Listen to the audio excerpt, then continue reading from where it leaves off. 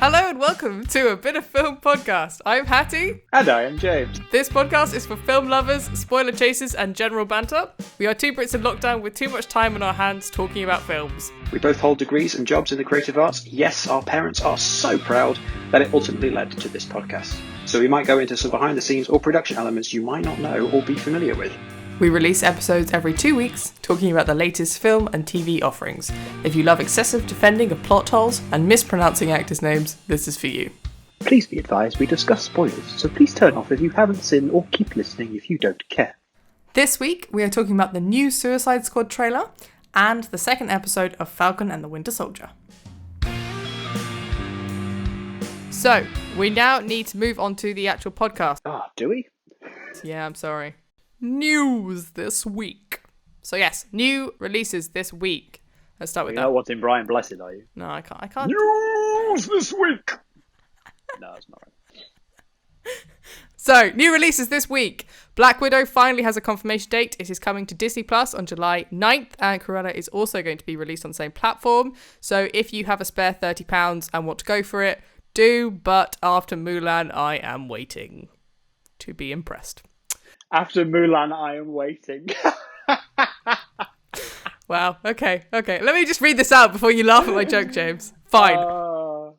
We also have the new Suicide Squad trailer directed by James Gunn, which looks awesome. But first... okay, so on to other news. James Cameron has released Avatar in China, so it is now officially back as the title of the highest grossing film of all time, which is currently stands at $2.83 billion, kicking Avengers Endgame off the top. I found this really funny because I know that Endgame ended up re-releasing itself like with some sort of hidden footage to try and coax people back in, and the hidden footage was nothing. It was I think it was an unfinished clip, which I think they tagged on at the very end, and there was a nice tribute to Stan Lee as well, but not like extra footage in the actual film itself. It's not Blade Runner that you got to re-release it 5 times. Yeah. Although I am curious to see now how long it takes for the Russo brothers to release their extended edition of Avengers Endgame in cinemas to try and knock Avatar back off the top slot. Yeah, absolutely. But also I love the fact because I think technically Disney own Avatar now. Of course, I have a feeling that is on Disney Plus. So Disney are literally sat there going, bringing the money. Well, actually, on that, I want to talk about that. I think this is a genius move by Disney. So I'm not sure if I've talked about this before, but the Chinese market literally made Star Wars Force Awakens close within like a week because I think we've mentioned this before. The trailer is very much about nostalgia of the previous trilogies. And what was genius about this move is that now the Chinese market have seen the first one, and that means that when the second one comes out, that they actually have a captive audience for it, as opposed to with Star Wars, where they released Force Awakens, and because most of the cinema goers had never seen the original Star Wars, they walked out the cinema and it flopped. Oh, so you think this is why they're releasing Avatar Yes. in China now in preparation for Avatar 2, whenever that's supposed to come out? Exactly. I mean, in my opinion, all of this money that they've just made in China is going towards Avatar 2's budget, which currently stands at a mere $250 million in 13 years after the first one. That's when it's due to be released, 2022. Yeah, this is what I don't get about the whole... Because Avatar, isn't there supposed to be like an Avatar 2, 3, and 4? Yes.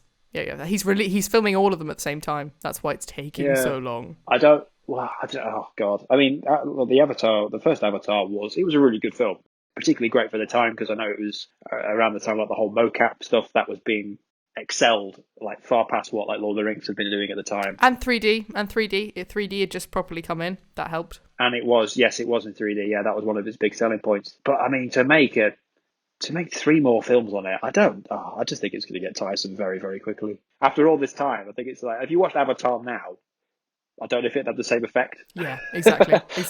I want it to be good.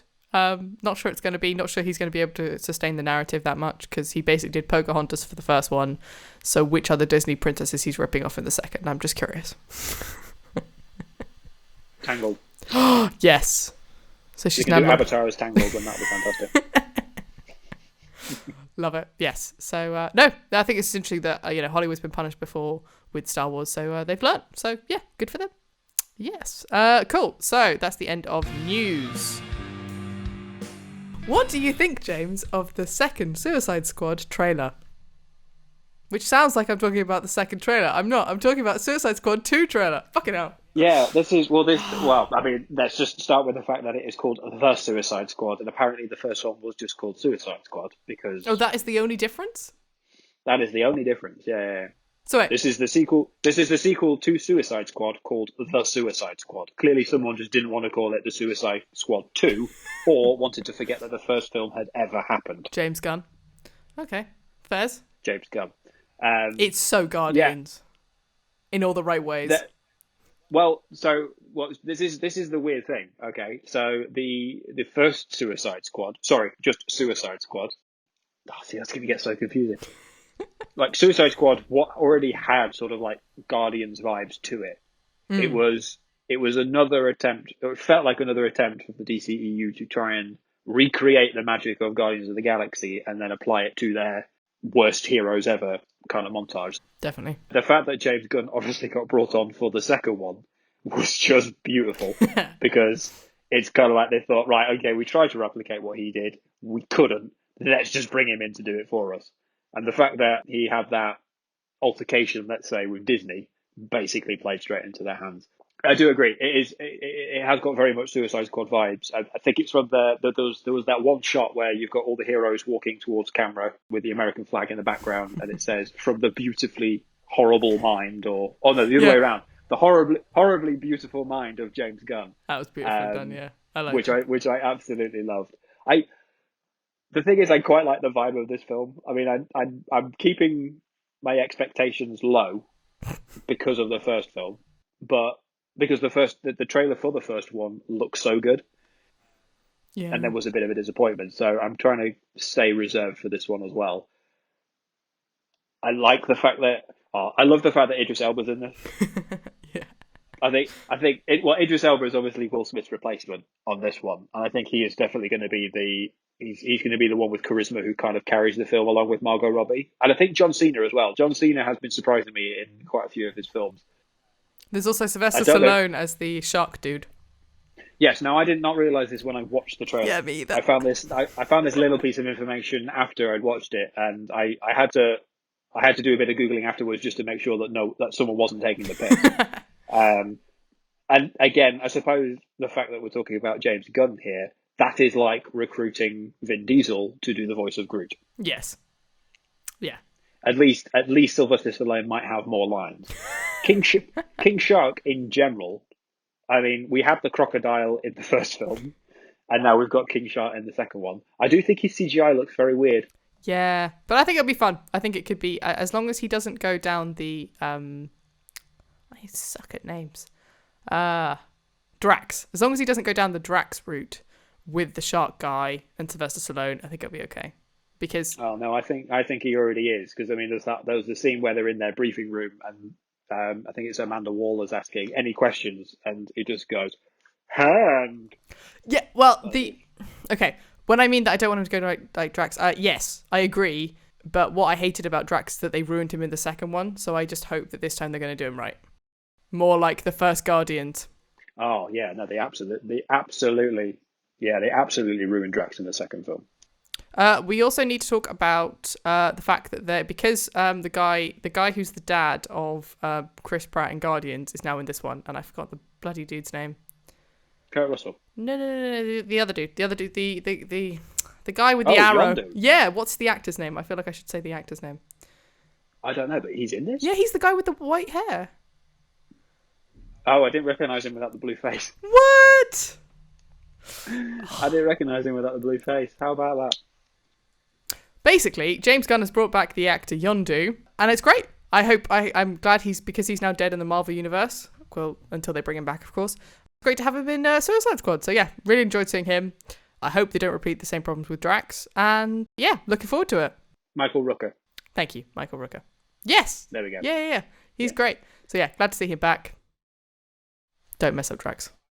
Yeah, the trailers raised my expectations. I didn't know what to expect from this one. But the fact that James Gunn's involved, I am very excited about, just because he managed to, like Guardians of the Galaxy, when it was first pitched, as it were, I didn't think was going to work. This was around the time where Marvel seemed to be sort of pulling all the projects together, which they thought were the most riskiest. in the sense of that they had Guardians of the Galaxy, Doctor Strange, Ant-Man, all the sort of like weird ones that didn't quite fit into the first world they created, and then obviously they pulled all those out of the back. So, and they showed that by having, when they released Guardians, it was released at some weird time like February, and yet somehow stormed the box office, I think. Yeah, it wasn't like the summer flick. It was very much kind of like the first quarter of it might of the work. year. Yeah. Yeah, it might work, and if it doesn't, not the end of the world. At the end of the day, it ends up being really popular. So yeah, no, I am curious for this. I love all the different weird, sort of clearly minor villains that they're bringing on. The fact that Peter Capaldi on this as well is a little bit of a solid Brit. Yeah. Yeah, I like that. I mean, he doesn't say a word in it. He just basically looks very Peter Capaldi. When he looks very Doctor Who, but it doesn't bother me. No, it doesn't bother me at all either. In fact, I just love that entire exchange when, like Harley Quinn says, "If you cough without covering your mouth, you die." No, it was the license plate. It was the personalised license plates, and I was like, yes. It's just wrong though. No, I think Margot Robbie is just a fantastic Harley Quinn anyway. It's almost like she was born to play that part. And I love the fact that she is still in this. She hasn't left along with Will Smith. I am also quite excited that Jai Courtney's back as Captain Boomerang. Yes. And Joel Kidman's back as well, which is always great to see him. Joel Kinnaman, Which one? Joel Kinnaman? Which one was he? He's the Swedish one who's with Idris. Oh, okay. The guy who was the original like commander of the first one. Oh, Rick Flag. Yeah. Sorry, I don't. I don't remember his character name. I don't remember the actor. First. No. Yeah, I know who you mean. And then is it Viola Davis as Amanda Waller? Yeah, back again. Who is? Whoop, whoop. I mean, Jesus Christ, she's brilliant. I mean, the purple suit's a bit of a question mark, but hey, she's not just in black, which is nice. She's actually got. Hold on, we're talking about a trailer where a giant starfish appears at the end of the trailer, and you're worrying about Amanda Waller's purple suit. Yes, because she's cool, and purple's a bold choice. She can pull it off. She can do anything. She's a badass. No, she was brilliant in the first film. I don't think I've seen her in much else, but she was brilliant in the first film, and I'm keen to see more with the Suicide Squad. It's one of those ones that I'm definitely going to watch at some point. I'm just going to hold back reservations. As long as there's not a sky beam at the very end, I think we'll all be happy. Agreed. We are now moving on to Falcon and the Winter Soldier Episode 2. After John Walker has been given the metaphorical baton and the literal shield of Captain America, Sam and Bucky finally unite to fight some super soldiers and, as usual, try and fix the world. Go on then. What do you think? Episode 2.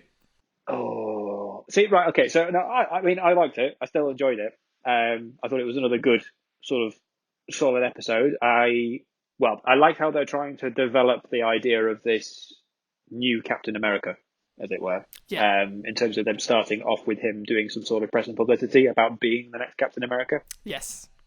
And there are definitely parts throughout the episode where like Bucky and Sam are giving him a hard time, and it's kind of like, is that warranted? I mean, at the end of the day, he's been given this gig. He's going to try and do the best he can until the very end, where obviously he flips it around and he says, "You better stay out of my way," sort of thing. I like where how they're trying to develop his character. This is Wyatt Russell, is that right? The character? This is Wyatt Russell, yes. This is the son of Kurt Russell, who, as a bit of trivia, apparently his first ever audition for a film was Captain America.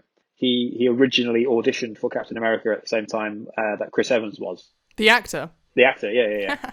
Yeah, Wyatt Russell had auditioned for Captain America the first time around, but obviously didn't get it. So it's the fact that it's come 22 years later, he's now playing a second Captain America. That is kind of fitting. Yeah, I liked where they're trying to go with that. I still don't like him. Yeah, no, so I liked how they were trying to develop that and trying to almost humanize him, I suppose, because I think, again, Marvel have got a very good idea of how their fans are going to react to certain scenes, and the amount of memes and stuff that I've seen of the new Captain America, of John Walker, basically no one likes him. I haven't seen one piece of thing on social media that indicates that someone actually likes the idea of this new Captain America, which is fine, because at the end of the day, that is part of the point. Yeah, I was going to say, yeah.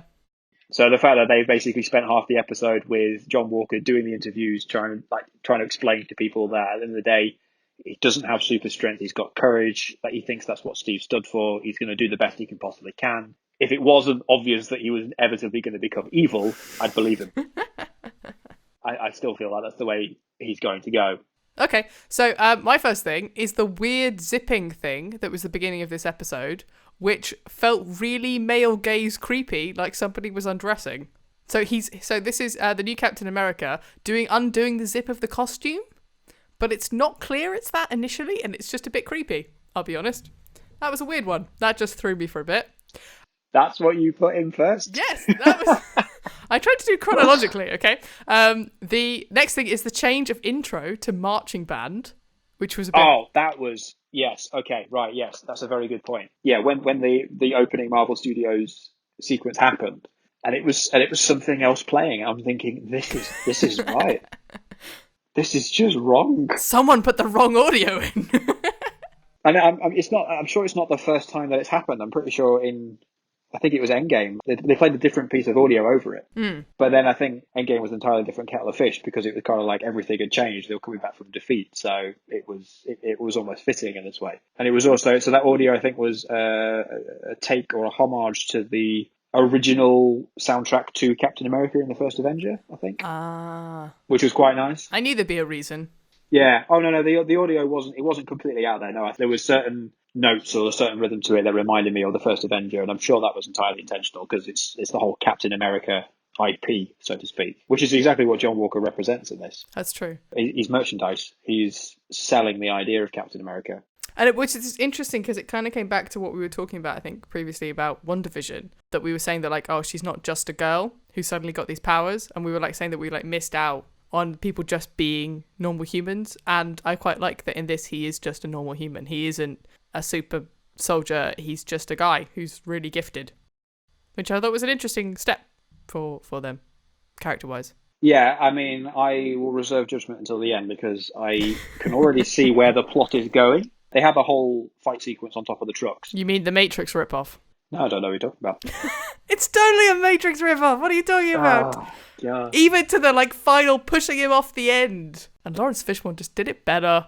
Carry on. It's just a total Matrix deal.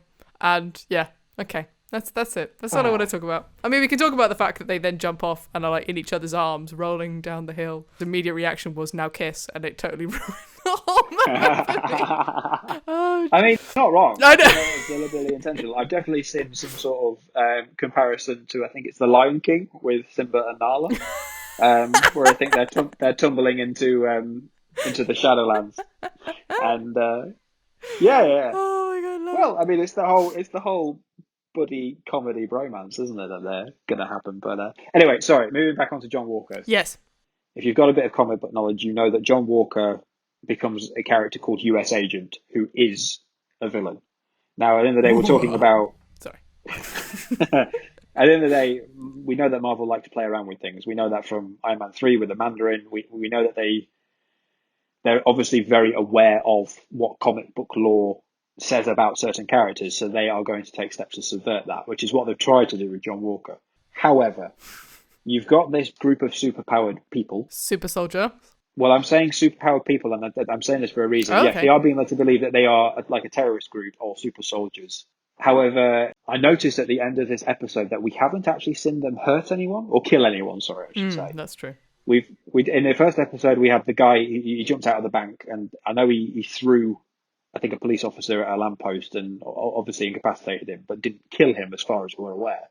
And again, in this episode, obviously they're fighting back against Sam and Bucky, and then obviously the new Captain America. But they haven't killed anyone, and as far as I recall, what they were transporting in there was some sort of medicine. Now, the reason I'm bringing this up is because while the first part of the episode builds John Walker to be this obviously idealistic figure, he's got big shoes to fill, and he's aware of that. He wants to be the best person he could possibly be. He's not super powered, but he's got the courage for it and all that. They build him up as this guy who's been misunderstood. It's kind of like how people reacted. Oh no, I'm going back to the name. I can't remember the actor. The guy who played the younger Han Solo. Oh, him. Yeah. Anyway, him. it's right. Yeah. We don't need to dwell on his name, but it's kind of like because he had the thankless job of trying to portray a younger Harrison Ford. Yeah. You've got the same situation where John Walker is obviously being placed as the new Captain America, which at the end of the day, who wouldn't want to be Captain America? But he's got the thankless job of trying to follow on from Steve Rogers. And as far as we can see at the moment, anyway, like the public love him. The public love this new idea of a new Captain America. It's just the people closest to Steve, i.e., Bucky and Sam at this point, who are like, that's No. his legacy. Yeah. They've taken that. They've taken that away from Steve. Did you really hate that moment in the changing room where he was like trying to give you exposition about his emotional turmoil of trying to take over from Captain America and just being like, oh, this is so forced. So forced. Yeah, I suppose. But I mean, exposition's exposition, isn't it? There's no. Okay. Well, no, there is a good way of doing exposition, but but it's still. But like the point of that was to try and show that he's not done this lightly. He's not doing this to try and piss off anyone. He's just doing this because he's as far as we're concerned a patriot. And what's a more patriotic symbol than Captain America? The whole reason I'm saying this is because obviously they spend that time to try and build that up, and then you have the moment at the end where he's saying, "You better stay out of my way." But also on that whole fight scene on the truck, I'm calling him Captain America. John Walker pulls out a pistol and shoots one of these guys. Now, people will be quick to say that Steve Rogers would never have done that. I disagree. I mean, Steve Rogers was shooting people in the war, but that's slightly different in terms of a now modern world comparison. True. It'd be very odd if Chris Evans' Captain America ended up shooting someone. See, the more I'm thinking about this, I'm thinking about the Winter Soldier, but then they were always shooting at him first, I think is. Well, that's because that's the American kind of government military thing, isn't it? You're not allowed to engage unless they're engaging first. So technically they were. Yeah. Well, I suppose what my argument here is that whole truck fight sequence. At the end of the day, these super soldiers are just they're pulling punches. They're not shooting them with anything. But then John Walker ends up pulling out a pistol and shooting one of these guys, and then he falls to the ground, and two of his friends basically are like checking on him. Is it okay? And there's that emotional charge. It looks like it is going down the route of that these guys aren't actually terrorists. They are just trying to get medicine to the right places. They're trying to support people, save people, and I don't necessarily think that John Walker is like a Hydra puppet or anything like that. No. I don't think he has an evil agenda. I think at the end of the day, he is going to be a guy under a lot of pressure to perform and then be this next Captain America. That's but true. I think it's going to go down the lines where we find out what created these new super soldiers. And John Walker is going to take that formula to gain like super strength, etc. But then it's going to go down the whole mad with power kind of path. That's where I'm starting to see this, because at the end of the day, Bucky won't accept him, Sam won't accept him, and I think that's going to really piss him off, because it's like, look, I'm just trying to do my job here, and you guys are getting in the way, so to speak. But my problem is, like, this is just what I feel like is they didn't have enough information to do it as a proper film. So instead, they're making a TV series, but it just feels really kind of slow and a bit forced. And, like, even by their own critique of, like, what is a villain, which is the big three androids, aliens, or wizards, this really isn't actually a big threat. And it kind of annoyed me, because it's like, so you know this isn't a film worthy. You're just taking us to the next point where you can release a film. No? Just me? Well, no, I get it. I can understand that to a point. Yeah, I mean, I suppose, I don't know. I suppose in terms of the threat level, they kind of make a joke about this in Spider-Man Far From Home, where Quentin Beck, at the very final act, he ends up saying, now that's an Avengers level threat. It's like, at the end of the day, because of everything that has come before it now, we've gone past the point where it's just Iron Man against another version, like an evil version of Iron Man. It has now got to be this colossal sort of world-changing event, so to speak. And I don't think that necessarily has to be that way. Like, I think the fact that they've gone, like Civil War, for example, I suppose, like technically the threat was Zemo and the potential of 8 more Winter Soldiers. That wasn't necessarily an Avengers level threat. Obviously, this is before Infinity War and Endgame. But I don't know. I mean, I suppose it's more a case of, yes, they couldn't flesh this out into or make it big enough to be this sort of like big blockbuster movie, they could probably have maybe done it on a smaller budget and then released it as a Disney Plus exclusive. But it depends on where they're going to go in the next 4 episodes. I mean, I know I said this in the last episode when we're saying that, well, that is episode number 1. We've got 5 more to go. Because I remember you saying that we don't see Bucky and Sam together, which in this one we do. I'll be honest, this felt far more like a first episode. Like, I know that sounds ridiculous, but like in terms of the plot that actually happened and the character development, this was a first episode. Last episode was just placing people. It didn't really kind of lead to anything. Yeah, which to be fair, I think, at least with, well, certain TV series, again, I'm kind of harking back to Game of Thrones here, but the first episode of every season was always setting up the board. It was always to get the pieces in position before the game's actually played. But they at least would put in, okay, I suppose, aside from the big fight in the canyon, they didn't really have another thing that was exciting about that episode. Plot-wise. Or like episode 1 was the opening fight sequence to basically demonstrate what this is going to be a big sort of traditional Marvel epic, so to speak. And then we're sort of touching base with Bucky and Sam in terms of where they are after the blip, and then obviously introducing the threat, so to speak. That is episode 1, setting up the premise for the rest of the series.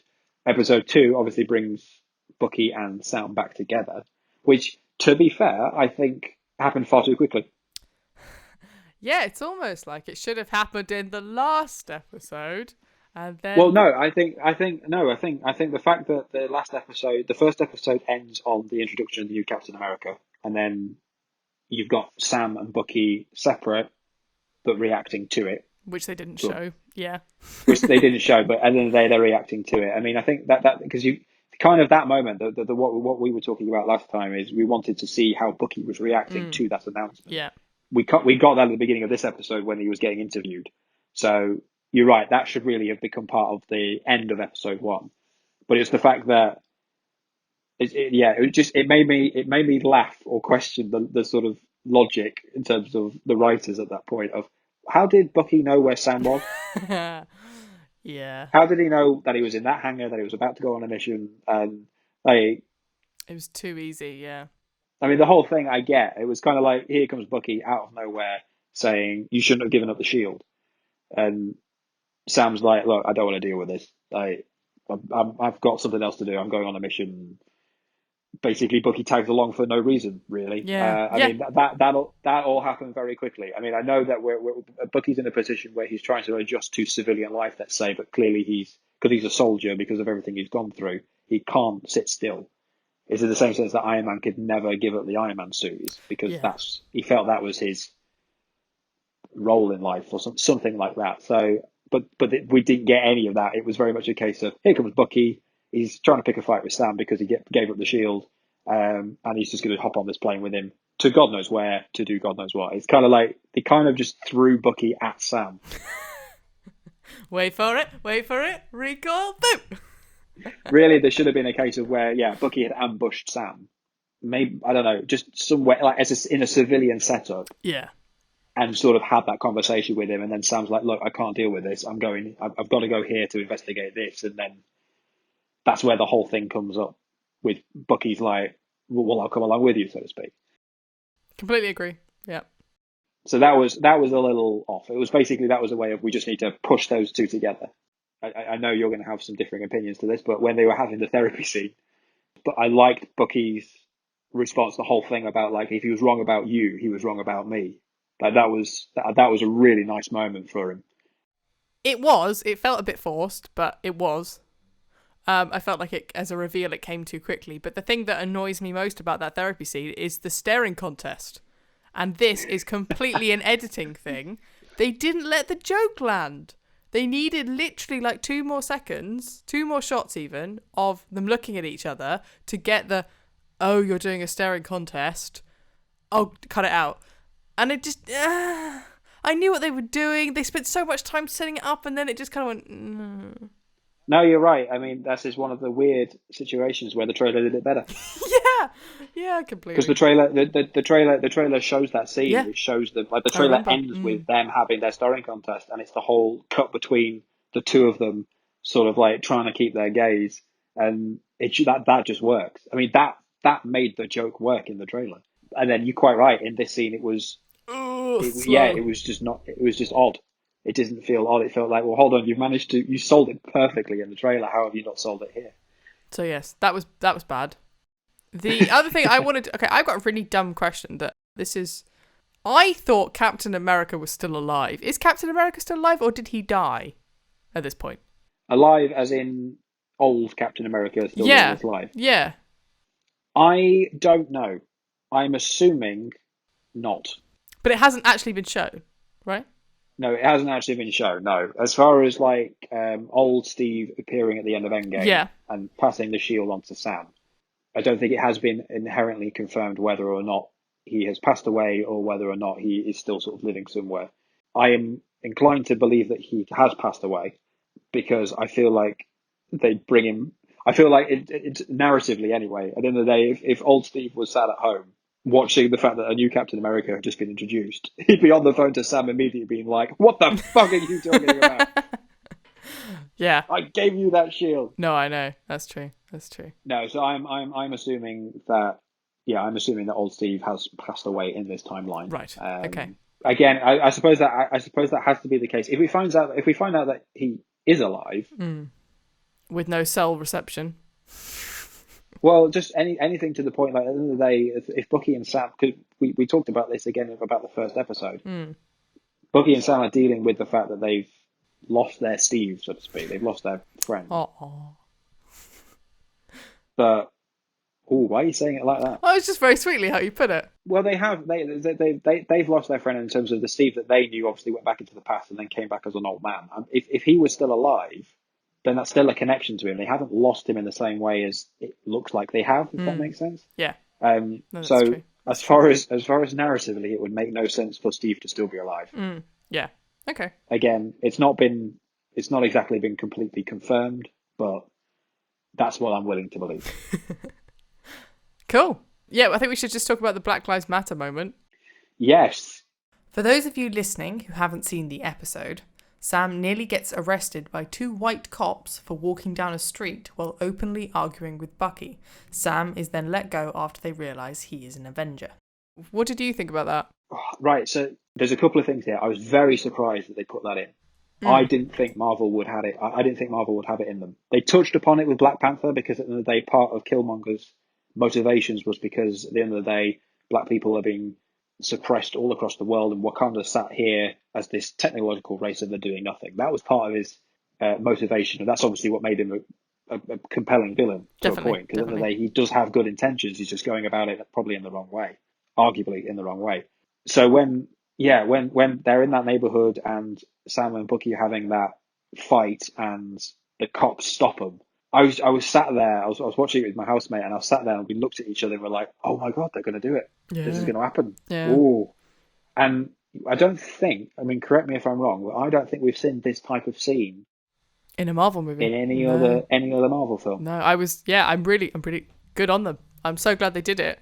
I think it was bold, but I think that's what we need to see. I think we do need to see it. I think my slight reservation, not to the scene itself, just to be clear, I think it was the fact that we have seen that exact same scene in countless other TV shows, films, etc. There was nothing necessarily new or out there about it, and there was a part of me that's thinking, have Marvel just shoehorned this in to tick a box? Now that's me being cynical. I do agree that they should have put it in. Was there a better way to do it though? I just hope they put it in for the right reason. Right, okay. And I think part of it did because obviously that scene came off the back of them going to visit, is he called Araya? Is basically the guy who Bucky encountered in the 50s, who is a super soldier himself. Yes. Now obviously we're talking about the whole plot is revolving around these other super soldiers. Yeah, Isaiah Bradley, you were right. Isaiah Bradley, yeah. So I had to do a bit of Googling after this because I found it quite interesting. But as far as the plot's concerned, obviously we're talking about these other super soldiers running about causing chaos, let's say. And now we've found out that we've got a sire who Bucky obviously came toe to toe with in the 50s, who is another super soldier. Yeah. Now that throws up a lot of questions because obviously we, as far as we were concerned up to this point, Steve was the only person who successfully became a super soldier. Yeah.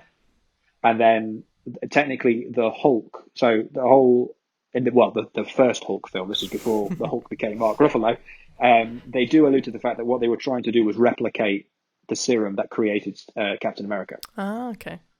But then obviously it went very wrong because he then ended up being a giant green rage monster. But here we're finding out that, well, actually they did manage to successfully make another super soldier and many others. I mean, even in Civil War, we know that there were other super soldiers out there, but that was obviously the bad guys. So basically we could have had a black Captain America way before. Yeah.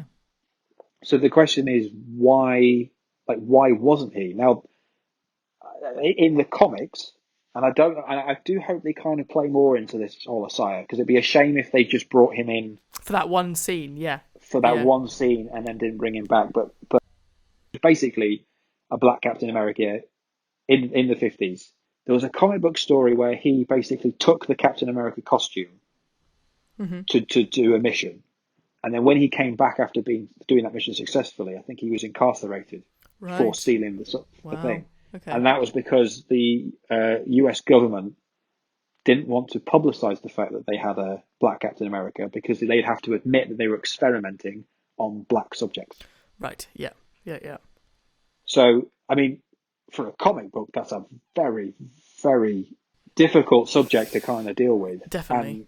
And that is why I'm saying that scene, I'm really hoping they didn't just do it to tick a box. I'm hoping they did it because they have a long-term goal. Definitely. And I suppose that also plays into the fact that Sam is supposed to, at least as far as we've been led to believe, become the next Captain America, which would make him the black Captain America. And if they've still got, in this world, which I think is like 2023, I think, if they've still got those prejudices, I suppose that kind of plays into the fact that why did Sam not want to take up the shield? Was it because he thought people wouldn't accept him because he was black? I don't know. It's like there's a lot of different ways they could take this on, and I am just hoping. I'm hoping that in future episodes they do kind of play onto that, because I'd hate for that to just be a throwaway scene. Yeah. Absolutely. Okay, well, we'll see. Let's hope so. We'll see. That's gone into quite serious territory. Yeah. No, I agree that scene was brilliant. Like, it was. I'm glad that they put it in there. I'm just hoping that there's more of that to come. More of that to come, so to speak. Was Isaiah's son, was he also a super soldier? I wasn't sure if that was clear. No, although we don't know what happens if a super soldier procreates. Yeah, that was interesting. I don't know if it's passed on by DNA or whether or not it's a chemical thing. Yeah, scientific. Well, we'll see, because he would be the son would be an awesome Captain America. Well, I mean, I think he is, again, as far as the comic book lore is concerned, I think he does become something Patriot or something like that. He does end up having an alias. Cool. Awesome. So, all right, great. Yeah, maybe they'll pick up on that in the future. But, let's hope so. I hope they bring him back. That's all I can say. I hope they bring him back. It was a lovely, lovely performance, definitely, as well. Yeah. Oh, yeah. It'd be such a waste if they just left it at that. But and yeah, again, I suppose it kind of went back to the whole thing of, like, Bucky obviously knows about him and didn't tell Steve about it as well, which is also quite interesting. We haven't seen him before, by the way. Just we hadn't seen him. No. Okay, cool. No. This is the first time, as far as the MCU is concerned, he was brought in. Yeah. Bucky is encountering someone from his past when he was the Winter Soldier. He wasn't in control of his actions, but he knows he did it, and it's like him coming to terms with his past again, I suppose. And I just love the fact that when Bucky has that line, it's like, this is a sire. We met in the 1950s. He was one of Hydra's most wanted, most feared heroes. And then Asaya turns around and says, "Met by, you mean I kicked your ass?" Yeah, that was good. I do like him, yeah. Oh, but, beautiful. We'll see. Beautiful. So we did mention about the free agents versus the army stuff in the previous episodes, as to clarify exactly how the superheroes work. So that was kind of nice to actually get clarified this time, that Bucky and Sam are free agents who work for this, as opposed to Captain America, who is employed by the army, which was a nice division that we hadn't got. Yeah, it was. I mean, yes, it was. It was good to get that bit of explanation. I mean, my question is, what the hell happened to the Sokovia Accords? The whole point of civil war of the Sokovia Accords was that this didn't happen. Yeah, but It Endgame. was Yeah, but Endgame happened. That was what happened. well, yeah, no, but fair enough. If Endgame and the blip, if that was all, if that's all related to why they are now free agents, then fair enough. But we don't have that. We have nothing to suggest that the blip changed the Sokovia Accords at the end. Sorry, when they came back, I suppose. At least no dialogue. I mean, you can assume that now because yeah, you are quite right. Bucky and Sam, it's almost like they can operate Under the radar. Ba-dum bum. well under the radar independently, so to speak. They're not tied to a government agency, which just basically makes them mercenaries, I suppose. Yeah, and also, how are they paid? Well, they're not clearly. We were aware of that. So, just, yeah, more to come, I think. More to come on that one. Yeah, I did like that scene. I know I brought it up at the beginning of this episode, but when Sam's just like, "We're not restricted. Yeah. Like we can be a bit more flexible. So what? Why the hell would we work with you?" And John Walker just turns around and says, "Well, you better stay out of my way." I mean, at the moment, John Walker ain't going to be able to take either of them on. I mean, Bucky's a bloody super soldier, and he could barely take on one of them on that truck. Yeah, exactly. But this is why I think he is going to now be a sort of pitting himself against Sam and Bucky. One, to prove himself to them, but I think because he's going to come up against so many roadblocks, it's going to get to a point where he takes some sort of serum, he gets super strength, and he becomes the baddie. Yeah. No, absolutely. Before we go on to Zemo, I have to mention the moment where Bucky has read The Hobbit in 1937, and you were like, legend, love it. Oh, God. That was good. I actually laughed. I was happy. I did like that. Someone worked out, actually, about what age Bucky would have been when The Hobbit came out, and I think he must have been in his, 20s. So he didn't read it as a kid. He didn't, because The Hobbit was a children's book, so he wouldn't have read it as a kid. So people are like, oh my God, Bucky's a nerd. Oh God, no! Oh, I love it. I did like that interaction. I mean, okay, well, so what? How are you finding the interaction between Sebastian Stan and Anthony Mackie? I felt like the scene with the psychologist actually showed a degree of difficulty between them and kind of hostility, which I didn't really feel as strongly anywhere else during their interaction. So you got the moment on the plane where they're kind of bickering, and he's like, "Oh, okay, see, you're just gonna leave me, fine." But it wasn't. It didn't hit home as much as the staring contest in the trailer. So it was kind of like, oh, so we're now going to go talk to Hydra because we've got nothing left to do. You know, I kind of expected a fight. I expected one of them. That's the thing. They're kind of both too moral to just be like, sod it, I'm going to walk away. And I thought Bucky was going to be the one to be like, Sam, why are you doing this? Just give up. Doesn't matter. That's what I expected. I expected somebody to be like, just give up, just go away. Don't do this. And then that would be the impetus to be like, right, we're going to kick Captain America in his it's too big a chin, and do it properly. I didn't really feel like there was that kind of build to we've got to fix this. No, I think that's coming. I think yeah, it's not sort of pushed to the extremes, but I think Sam is very much resigned to what's happened with the Shield. He doesn't like it, but he's resigned to it. He's not going to fight it, so to speak, which was a bit surprising because with the first episode, we know that Sam passes on the Shield to go to the Smithsonian, and then it ends up being given to a new Captain America. So there's a bit of betrayal on there, but we know that Bucky's taking it harder. Bucky tells Sam at some point in the episode, he's like, let's just take the Shield from him. Yeah, exactly. For Bucky, basically that Shield symbolizes Steve, and to see it in the hands of someone else just doesn't settle well with him. They showed that really well with the moment where Bucky grabs the Shield and you can tell him just looking at the camera, just being like, oh, I'm back doing this again. And I like that. I really like again. So again, back to my thing of previous episode, they're developing Bucky, and Sam is like, what are you doing? And just what do you want? I'm unclear. You're just kind of sleepwalking through this at points of doing the right thing without actually having any kind of, I don't know. He hasn't said anything to tell us what he wants. No, I'm still with you there. I do think there are subtler moments where they are starting to go along the lines of what Sam's flaws are, trying to build his character, so to speak. But I think they are too subtle to work at this point. In the first episode, there was the whole conversation with Rhodey as to why he didn't take up the Shield. obviously we're now getting to the point where, so we've had that scene which we've already discussed where the police stop him, single him out. Again, I'm still chalking this up to we're on episode 2 of 6. By the end, we'll see where the character is. I mean, at the end of the day, if we get to episode 6 and they still haven't developed Sam's character at all, you're quite happy to turn around and say, "I told you so." So, all right, okay, I'll hold that card. Okay. I think part of Sam's character, so to speak, not necessarily what he wants, but what his character is going to be is the fact that he doesn't feel worthy of that shield. And when in fact, actually he is. Because at the end of the day, Steve believed it, Bucky believes it to a point. He just doesn't believe it himself. And while he does have this exterior of being a very charismatic, almost confident person, clearly there is something else there which he doesn't believe in himself. And this is me very much reading into the subtler details. And no, I think you're right. I think you're completely right, because what was so frustrating about the psychologist is I expected her to pull something out of the two of them that was kind of exciting. And I didn't, aside from Bucky's reveal, you got nothing from Sam.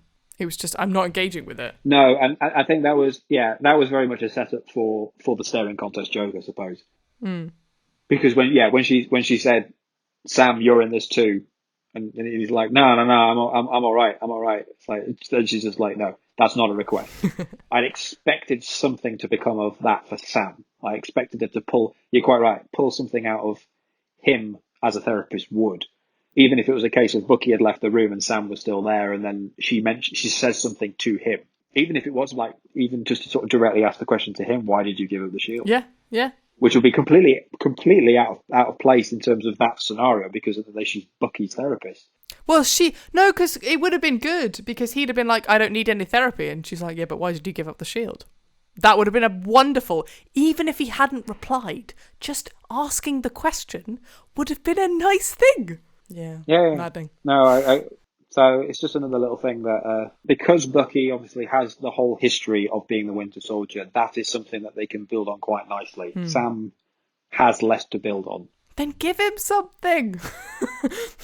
Just which hopefully by the end we will do. Hopefully by the end we will have something. Let's hope so.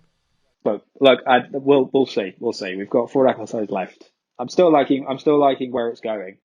Because the point is, I mean, even though we know for WandaVision, the big stuff's going to happen at the very end. Yes, so no, that's true. We'll see what happens That's there. true. Okay, let's talk about Zemo. We got about, what was it, 4 seconds of him? Yeah, I screamed at the television. It was just, yeah. As soon as it happened, I was like, yes, they're gonna bring him back. And then, to be honest, I thought they were going to see Zemo instead of Asira. Yeah. I thought that was where that was going. I thought we were going to get Zemo sort of halfway through the episode, and then at the very end, it's saying like we've got to talk to him. And it shows that one shot of him, and then it cuts to the credits, and I'm like, oh, I should have foreseen this. Oh, it's like I've got to wait another week. Yeah, so I mean, I don't know what else to say about Zemo. If I could reach through the screen, I'd give you a hug, James. I'm sorry. I know it was a big thing for you. I did laugh too. I have to admit, when I was like, and 4 seconds. Okay. Yeah, that was good. That was good, guys. Well done. You are making it out like I have some sort of weird obsession with him. I just think he's a fantastic character, and I'm really hoping that they do him justice in this. He's got more character than the two of them combined, so I'm not complaining about this. It's just entertaining. Yeah. Because he's got a backstory. Yeah, he's got a backstory as to why he did all these evil things. Motivation, flaws, any of this. Yeah. If anything, I'm more intrigued now, because I thought Zemo was going to come into contact with Sam and Bucky through the plot, so to speak, through the involvement of the super soldiers. I did not think for a second that Bucky and Sam were going to go and find Zemo. Yes, that didn't seem initially like that's what they were going to do. Which is actually made me more intrigued for how he's going to be included in the rest of the season. So in Civil War, we know that Zemo, or we are led to believe that Zemo is wanting to take control of these 8 other super soldiers to cause havoc. Yes. Which wasn't the case at all. He ended up finding them and then putting a bullet in their heads. He doesn't want the idea of superheroes. He doesn't want them in the world. So the fact that there's 8 more super soldiers running around, I don't know if it's going to become a situation where he ends up teaming up with Bucky and Sam. Yeah, that's where I felt that was going, yeah. And I'm not 100% sure how I feel about that. I mean, if they end up turning Zemo into some sort of anti-hero, Yes. I'll probably find that very disappointing. Aww. I'm sorry, but I have a feeling that's where this is going. And then he's going to betray them at the end. Oh no! If he betrays them at the end, fine. Oh, okay, fair enough. What I'm saying is, what I don't want them to do, what I don't want Disney to do, is take one of your villains and try and make them a hero. This is not Maleficent. This is not Cruella. Let's see. I'm looking forward to this next episode far more than the other two. Because the plot's starting to pick up. Yeah, pretty much. I'm gonna say up to this point has been explanation, exposition, and place cards of plot without actual any plot. Yep, that's what I'm gonna say. It's been pretty until now. Finally, bring it. Come on. Even the ginger cool. I wrote down her name. Wait. Even the ginger Carly Morgenthau. We finally got to meet her, and then it was like, oh, she's just a bit of a shy teenager who's got some guys and trying to save the world. Kind of Greta Thunberg without the like actual stage presence at all. Oh my god, as if you just said that. Oh god. Greta Thunberg without the stage presence. That is how you're describing. Is it Carly? Carly Morgenthau, yeah. I know. Right, okay. And she looks the part, God. and then she just didn't do anything, and I'm like, oh, okay. I don't know, she killed Redwing. Yeah, but was it satisfying? Was it satisfying? I thought that, and I thought, no. This is if you think this is going to fool us all into believing that you think Redwing's not coming back. I mean, you've brought back dead characters before. We know that he's a drone. We know Samson's going to rebuild him. Oh god, yeah. It's like, no, if you want some emotional impact, do not try and kill a drone. It's not the same. It's not the same. It's not. I'm pretty sure Redwing will come back as well. So. Yeah. Absolutely. Yeah, we can talk about Battlestar. Oh, the number 2. Yes, that was the number 2, wasn't he? I don't know. I don't think I've got much to say about him. Yeah, he just was there. Okay. I didn't realize in that first scene when he was talking to John Walker that he was going to become something a bigger part. Yeah. But then I suppose what they're going for at that point is that Lamar Hoskins, yeah. But no, he didn't really have much to do. No, but what they're trying to do there is they're trying to mirror what Steve and Sam were and what they had. Oh, did you miss that massive shoehorn in there? No, that was really subtly done. Subtlety or not, I mean, at the end of the day, that is what they're trying to do. It'd be interesting further down the line if there's actually a scene that explains whether these two, so John Walker and Hoskins, yes, Lamar Hoskins, like whether they did serve together or whether they were friends.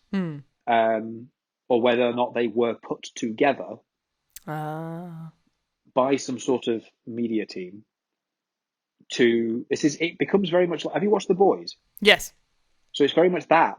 It's like that whole, you've got your press and publicity team trying to market these people. I think it is, because when we first saw him, his girlfriend was leaving and he goes, oh, it's my turn. So I assumed that they were friends beforehand.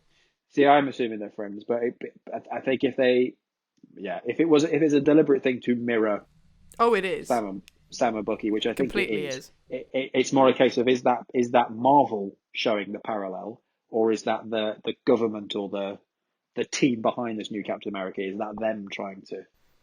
It's a good question. Show this parallel. It's whether or not it's the production companies mirroring, or whether it's the in-universe company doing it. Yeah, I know you know what I'm talking about. Yes, yeah. It's a bit difficult to explain. No, okay. It's just the fact that obviously his character being alongside the new Captain America came in the same episode where we got to meet Isaiah, who's the first Black Captain America, and we had that scene where Sam got stopped by the police. There was quite a few things going on there, and it might not all tie together. It might just be all coincidence. And it could just be a case of the actor was the perfect person for the job. That's an interesting question. We will see. If you are in the UK, you can find Falcon and the Winter Soldier, like all good Marvel children, on Disney+. Thank you for listening to A Bit of Film podcast with Hattie and James. If you enjoyed, please feel free to share it with your friends, families, and mortal enemies. Please don't forget to subscribe so you don't miss an episode wherever you get your podcasts. You can contact us through Facebook, Twitter, or Instagram, or you can always email us at abitofilm@gmail.com with new theories, opinions, and comments. We'd love to read them.